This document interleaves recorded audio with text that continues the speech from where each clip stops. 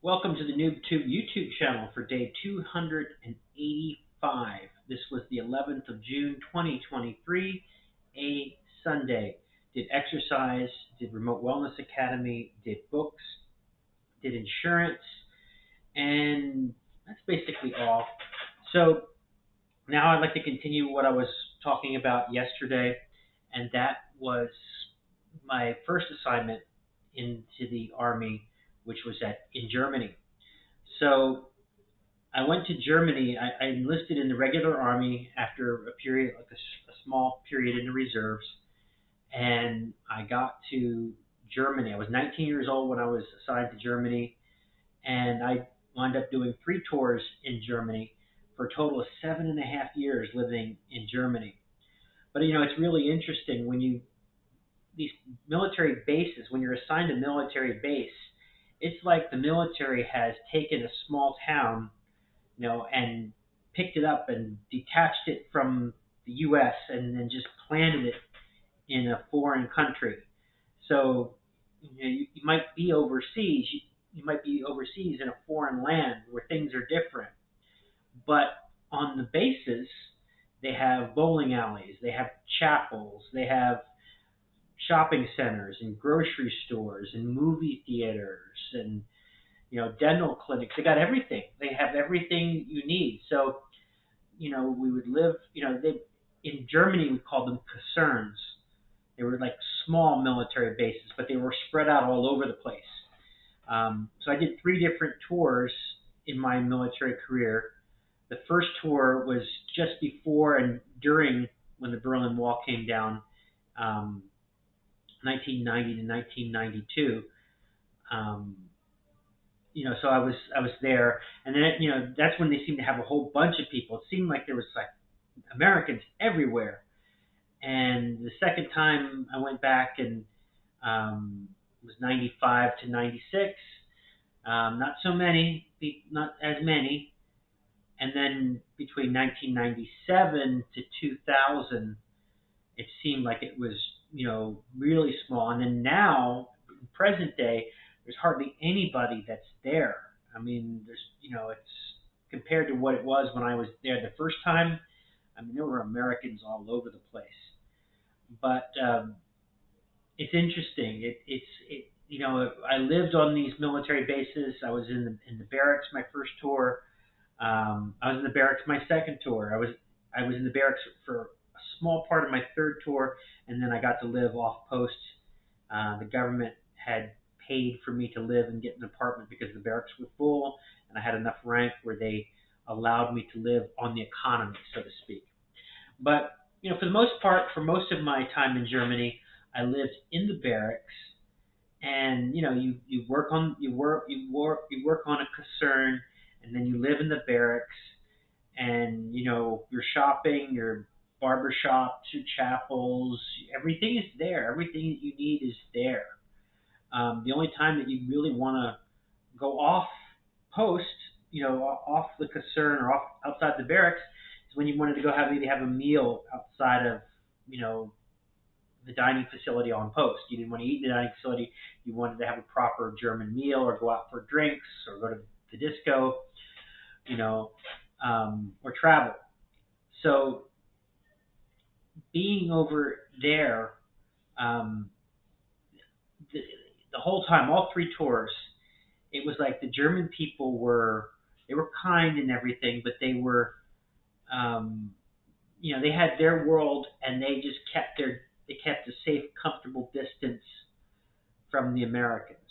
They were used to seeing Americans had been stationed in Germany for generations since World War II.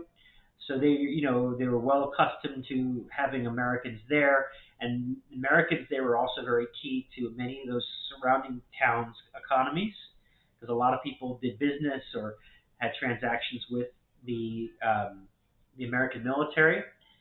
But I noticed that Germans just kept a distance. They didn't want to get too close or comfortable with us. Germans can be really nice, but and this is a stereotype, and this is not always true. but they always seem to be very serious. They're just a culture is one of very seriousness. But once you get to know them, then they can be really good friends. It's just that sometimes it's like my last assignment in the State Department was in Thailand. It seemed like, they call Thailand the land of smiles, but Germans take everything so serious. It's just they have this serious look, this intense, serious look, on a lot of their faces, and they're very strict on rules, and they're very precision oriented, and that's why they're some of the best engineers in the world, because they have this such focused, intense seriousness about them. Now, again, that's a stereotype. Um, I don't mean it to be offensive in any way. I think that's a plus, to have that, because we're a lot of times we don't Americans don't take we don't take things seriously. We don't sometimes we're a little cavalier on the rules, but we often say like at 2 o'clock in the morning you will see somebody waiting for a traffic light, for that little man light to go from red to green, because they take the rules seriously. So. Um, if you're looking, I was a single man the whole time I was stationed in Germany. I never dated a German girl. Not that, there's plenty of pretty German ladies out there, but I just had American girlfriends. I had, other people that I dated that were Americans. There were so many Americans. And another thing about Germany that I noticed when I was there is like we would try. I took college classes in German and took German studies. And whenever I would try to speak a little German, they'd be like, "What do you want?" And they'll tell me in English, "What do you want?"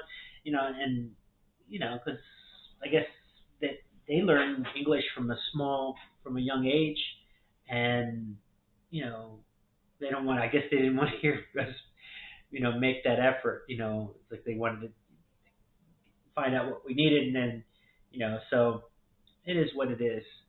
Um, but no hate or anything toward Americans. There were some Germans, I'm sure, that wanted out. One I was accosted once by one German person who had said some pretty unflattering things, um,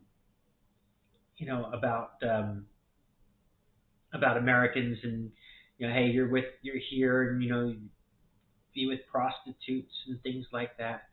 It was unkind, is what the man was saying, because this I was with another person, and we're walking down the street, and this guy accosts us, and it's very bizarre. We weren't doing anything; we were just walking and talking, and this guy. But that's an exception. That guy was an idiot. Every culture, every country, every society are going to have their fair share of idiots and rude people. And that was one. Unfortunately we had that one, but I met plenty of other good people. And I regret that I didn't make more German friends. I regret that I didn't make more friends overseas. Period. It's like if for some people, and this is really hard. For some people, will never have the opportunity to ever leave the country and experience living in a foreign country. Most people will never have that opportunity. In fact, I've met some people that never have left their state that they were born and raised in. I was stationed at Fort Campbell, my last assignment in the Army, and one of the other people that I worked with, his wife was from South Carolina. She had never left South Carolina. She had always been in South Carolina, and then for the first time, she went to Fort Campbell, Kentucky, with her husband, and she was in such culture shock and like how different everything was, from Kentucky, because Fort Campbell's Kentucky and Tennessee. It's half of the bases, most of the bases actually in Tennessee, but the post office is in Kentucky. Um, but she was in such culture shock being in such a different place, because South Carolina has its own culture and its own, you know, accent and language and customs and all that, and Kentucky, Tennessee is different, is a different place. Um, it's like being in growing up in Alabama and then going to San Francisco. It's completely different. So well, it's like that. when you go overseas on a trip, going over to visit as compared to going over to live there are completely different things. And then going over there to live in a foreign country, but being put in a implanted military base where you are surrounded all day by Americans. You live with Americans, you work with Americans, you play with Americans, you do everything with Americans. And then maybe occasionally, once in a while, you go out and have a dinner, or maybe want to take a little bit of your leave and travel around a little bit. And then I hardly count that as actually living in a foreign country. Um, it's better than nothing, I suppose. It's better than not having that opportunity at all. I'm really grateful for the opportunity to have been assigned so many times, so many different times overseas, because it's helped me in my life, enriched my life. But it's like being on a cruise ship, right? Do you want to be a passenger on a cruise ship, or do you want to be the crew? Because the crew has a completely different experience than the passengers. The passengers are there for play, they're there to enjoy, they're there to they eat and wine and dine.